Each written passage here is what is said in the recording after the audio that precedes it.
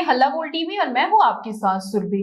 Patna university में NSUI की जीत को पपुनिया सांसद पप्पू यादव शंभू गर्ल्स हॉस्टल में जो नीट छात्रा की जान गई थी उसके आंदोलन से जोड़ रहे हैं और इसमें कह रहे हैं कि उस आंदोलन की जीत हुई है।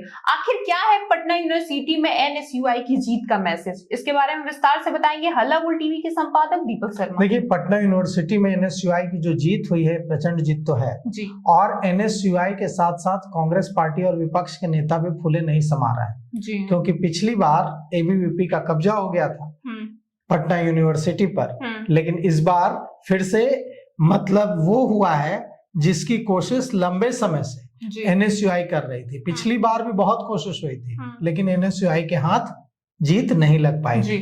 इस बार यूनिवर्सिटी के अध्यक्ष और महासचिव दोनों पदों पर एनएसयूआई के कैंडिडेट की जीत हुई है। पटना यूनिवर्सिटी के नए छात्र अध्यक्ष, छात्र संघ अध्यक्ष शांतनु शेखर बने हैं। एनएसयूआई की खुशी पटना यूनिवर्सिटी की महासचिव बनी है, मतलब अध्यक्ष और महासचिव दोनों पदों पर एनएसयूआई का कब्जा है। शांतनु शेखर अध्यक्ष बने हैं और खुशी महासचिव बनी है। अध्यक्ष पद के लिए शांतनु शेखर को लगभग 2896 वोट मिले हैं और शांतनु शेखर ने जेडीयू की छात्र इकाई, जेडीयू के छात्र के जो प्रत्याशी थे प्रिंस राज, उनको हराया है। प्रिंस राज दूसरे नंबर पर रहे। उपाध्यक्ष पद के लिए निर्दलीय उम्मीदवार उमर सिफत फैज की 71 वोटों से जीत हुई। उपाध्यक्ष पद की लड़ाई में दूसरे नंबर पर छात्र जदयू ही रहा। सिफत फैज को 1568 मत मिले जबकि छात्र जेडीयू के आयुष हर्ष को 1497 वोट मिले। महासचिव पद के लिए एनएसयूआई और छात्र राजद में टक्कर हुई। एनएसयूआई की खुशी ने आरजेडी के प्रत्युष राज को हरा दिया। तो यह जो जीत है यह उत्साह बढ़ाएगी विपक्ष के नेताओं का कि यूथ उनके साथ है। पटना यूनिवर्सिटी में जो हार जीत होती है उससे यह पता चलता है कि यूथ जो है उसका मूड क्या है। तो अभी अभी इतनी प्रचंड जीत एनडीए को मिली बिहार में, लेकिन पटना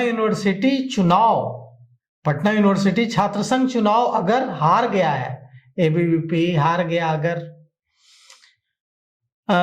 जदयू, तो यह खतरे की घंटी है कि क्या यूथ जिसने इतना बढ़ चढ़कर वोट किया एनडीए के लिए उसका मोह भंग हो रहा है। क्या पप्पू यादव, जो जिसका जिक्र आपने शुरू में किया कि पप्पू यादव कह रहे हैं कि यह जो एनएसयूआई की जीत हुई है पटना यूनिवर्सिटी में, इस जीत के पीछे शंभू गर्ल्स हॉस्टल कांड में जो नीट छात्रा की मौत हुई और उसकी जांच में जो लापरवाही हुई वो एक बड़ा मुद्दा है।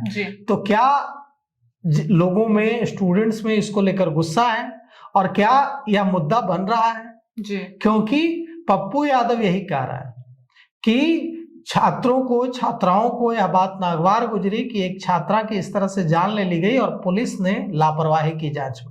और यह बात पुलिस भी मान रही है कि लापरवाही हुई शुरुआती जांच में, तभी 2 पुलिस अफसरों को सस्पेंड किया गया और उनके खिलाफ डिपार्टमेंटल एक्शन की बात कही गई। तो कुल मिलाकर के पप्पू यादव कह रहे हैं कि यह शंभू गर्ल्स हॉस्टल कांड के खिलाफ छात्रा को न्याय दिलाने के लिए जो आंदोलन शुरू हुआ उसकी जीत है।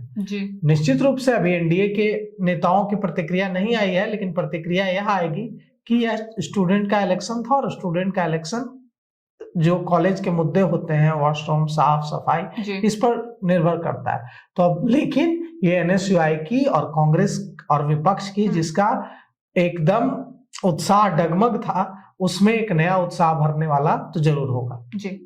पटना यूनिवर्सिटी की एनएसयूआई की इस तरह की प्रचंड जीत को पप्पू यादव ने सीधे शंभू गर्ल्स हॉस्टल कांड से जोड़ा है, क्योंकि वहां भी एक छात्रा की बात थी और यूनिवर्सिटी में भी काफी छात्रा की बात होती है, जहां पे अध्यक्ष पद पर शांतनु शेखर और महासचिव पद पर खुशी जीती है। यहाँ पे पप्पू यादव ने कहा है कि जिस तरह शंभू गर्ल्स हॉस्टल कांड में नीट छात्रा की जान गई है, कहीं ना कहीं यूथ को ये कहीं ना कहीं प्रभाव किया है कि जिस तरह से गई उसको लेके जिस तरह से आंदोलन भी हुआ था, जहानाबाद के पतियाओं गांव से निकला था, तो ये इसी का असर है। इस सब को लेके आपकी क्या राय है हमें कमेंट करके जरूर बताएं। फिलहाल इस पेशकश में इतना ही। तमाम खबरों के लिए देखते रहे हल्ला बोल टीवी। धन्यवाद।